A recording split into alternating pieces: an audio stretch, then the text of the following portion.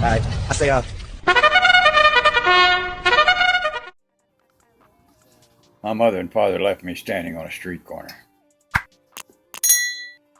And so it was up to me to make it. And I had a job working at a Shell filling station. And I went to the owner and I told him my situation. And I was making $1 an hour, and I asked him if I could work more hours. And so I began working 90 hours a week. And during that time, as I've said before, my home was the back of an old car. And I worked my 90 hours a week. And I took my baths in a filling station restroom. And I washed my clothes, my private clothes, in the sink.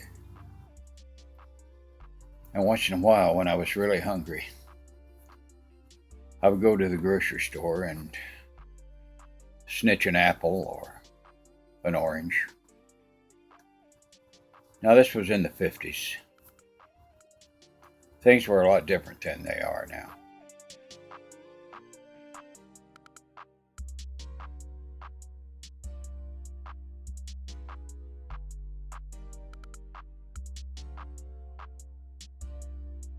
Get Wi-Fi anywhere you go. Hold up. In the service, I taught myself to read and write. The first book I picked up was a book written by Lewis L'Amour and had 196 pages in it. I'll never forget it. It was a cowboy story, a western. And there were words in there that I didn't know, I didn't understand. I had no idea what they were. So I got a dictionary from the service library. And as I would read, if there was a word that I didn't understand, I would look it up. And I will tell you now, it took me almost 3 weeks to read 196 pages. But I read. And I continued to read. And in several months, I was reading 2 and 3 books at a time. And I knew where I was in every single one of them. A person's mind is incredible.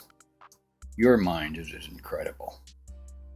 As a young person, regardless of what's happening in the world today, you have opportunity. And don't you believe for one single minute what they say in the media. Because if you aren't getting ahead and you need to get ahead, position yourself to learn. Go to the library and learn. You are the backbone of this world.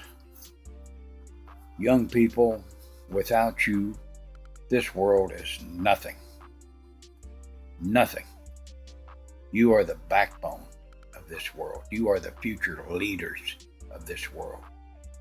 You are the ones that see the greed of the people that are running it now. You're the ones that see the waste of the people that are running it now. We need you. We need your minds. We need your hearts. We need your lives. We need your loves. We need you to care. And I know that you do care. Oh, I see young people stepping on the flag and throwing rocks and rioting. That's frustration. Frustration. It's frustration with the establishment, and I understand it. But that's not you. Don't let that be you. Rise above it. You're better than that. Rise above it.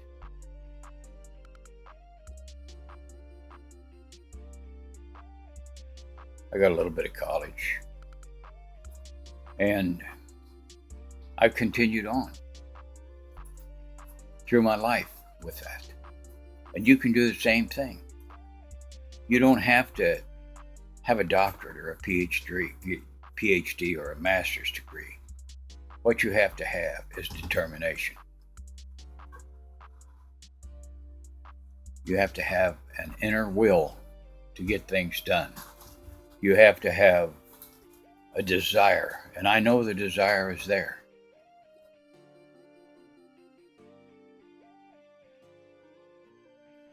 I have been successful, not tremendously successful, but I have a decent retirement. I live with my lovely wife in Arizona. I've had financial problems. Everyone has those. But you can't stop. You can't quit. You can't say, I'm a failure. You're not a failure. You're not. You're a wonderful, strong, intelligent youngster. Take advantage of that. Trust in God. Trust in yourself. And step forward. Put one foot in front of another. Let me give you an example. I've had a couple of businesses. They weren't tremendously successful, but they were successful. I've written books. I have presently probably 13 or 14 books in a publication. So you can do it. I did it. You can do it. I'm 76, and to my last breath, I will encourage young people because I love them. There be treasure.